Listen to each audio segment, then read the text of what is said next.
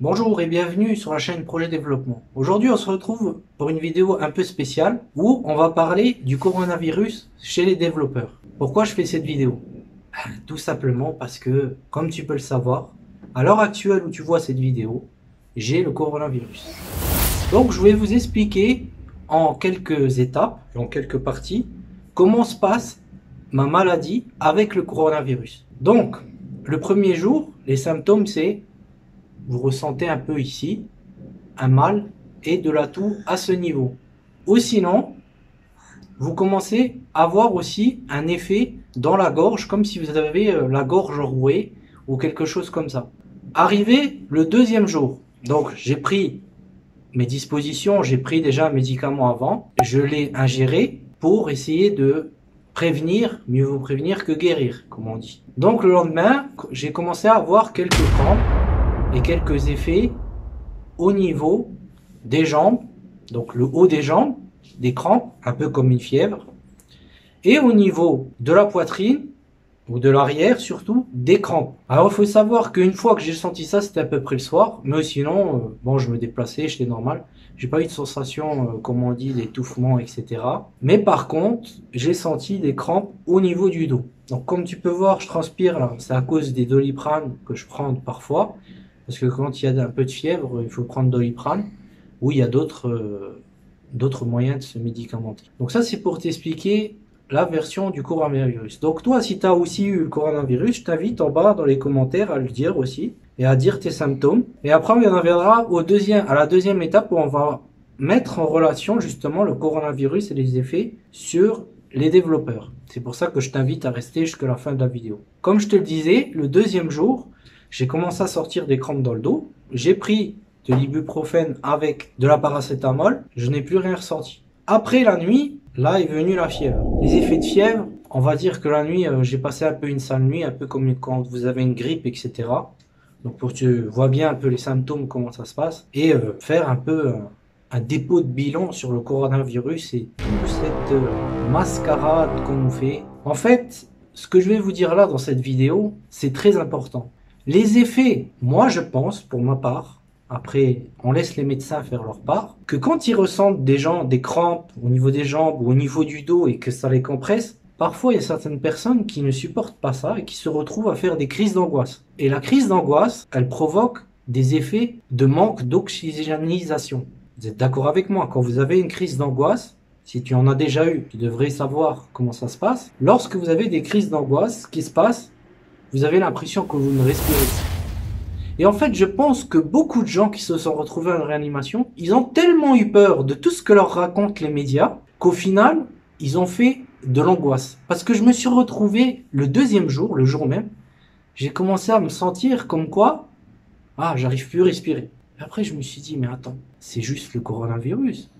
Ça, c'est dans ma tête. Et tout de suite après, j'avais plus cet effet de soi-disant je respire plus. Donc je me suis enlevé cette idée, et je me suis dit c'est pas grave, et là j'ai eu aucun problème. En fait j'étais en train d'angoisser sur la maladie que j'aurais pu avoir. Donc ça c'était pour cette étape. Donc ce que vous ressentez quand vous avez le coronavirus, c'est simplement des effets de fièvre, des crampes au niveau du dos, au niveau des jambes parce que c'est la fièvre et comme votre corps il fait des anticorps, la fièvre elle est là. Il essaye de combattre la maladie. Mais sachez qu'il n'y a pas vraiment de différence avec une grippe. J'ai déjà été beaucoup plus malade avec d'autres maladies que le coronavirus. Après, chacun a ses effets en fonction de son immunité et surtout de son psychique. Si le psychique ça va pas, le reste ça va pas non plus. Donc voilà pour cette explication sur le coronavirus. N'hésite pas à dire dans les commentaires si toi aussi tu as déjà eu le coronavirus et ce que tu as ressenti, afin de partager avec les autres. Moi, j'ai fait cette vidéo pour vous partager ça. Et dans la deuxième partie de cette vidéo, si tu restes, et je t'invite à rester, on va maintenant parler du fait d'avoir le coronavirus, de cette maladie qui s'est propagée dans le monde, et de trouver du travail où est-ce que ça a impacté le métier de développeur. Donc, on se retrouve tout de suite pour la deuxième étape. C'est parti. Donc on se retrouve pour la deuxième partie de cette vidéo où on va parler du coronavirus et de son impact sur le métier de développeur ou sur le métier des développeurs. Avant tout ça, je voudrais quand même te dire un truc. Ici en bas, dans le premier lien, tu trouveras une inscription pour les emails privés. Si jamais tu es intéressé par le métier de développeur, je t'invite à t'inscrire. C'est le premier lien, ici dans la description. Tu découvriras aussi des liens qui mènent vers des formations que j'ai faites pour devenir développeur si jamais tu es intéressé par le métier de développeur. Venons-en au fait. Le métier de développeur et l'impact du coronavirus sur le métier de développeur. Ce que l'on peut voir, c'est qu'en 2021 ou 2020, le coronavirus, c'est là où il a le plus d'effet sur tous les métiers, y compris les métiers du développeur, ou pour trouver du travail, et trouver du travail en tant que junior était quand même assez difficile. En 2021, les choses se sont un peu améliorées, et de ce fait, ils ont commencé les boîtes à plus recruter des gens du métier, dans le métier du développement. Après, on peut voir aussi qu'en 2022, maintenant, au départ de janvier, moi je me rappelle que juste avant 2022, il y avait quand même pas mal d'offres d'emploi sur le marché, etc. Mais là, on voit un peu au mois de janvier, donc ça je voudrais quand même te l'expliquer. Est-ce que c'est parce que c'est le bilan? Mais on voit que les offres, ces derniers jours, au début janvier, ont du mal à reprendre. Alors est-ce que c'est parce que les gens ont du mal à refaire leur prise, c'est le temps que les boîtes se remettent à leurs activités, etc. Ou qu'il y a le bilan qui arrive au mois de février. Ça, on le verra que par la suite. S'il y aura des autres offres ou s'il y aura quelque chose de mieux par la suite. Est-ce que le coronavirus a impacté le métier des développeurs? Alors moi, ce que je voudrais te dire ici dans cette vidéo, c'est que le métier de développeur n'a pas été autant impacté que les autres métiers qu'on trouve où il y a des activités comme par exemple la restauration, les métiers de loisirs, etc. Eux ont été beaucoup plus impactés, ou les hôtels, les agences de voyage, que les développeurs. Car les développeurs, ils sont sur Internet. Donc les gens, quand il y a eu cette maladie qui s'est déclarée, ils ont eu besoin justement d'avoir cette activité qui va se développer sur le net.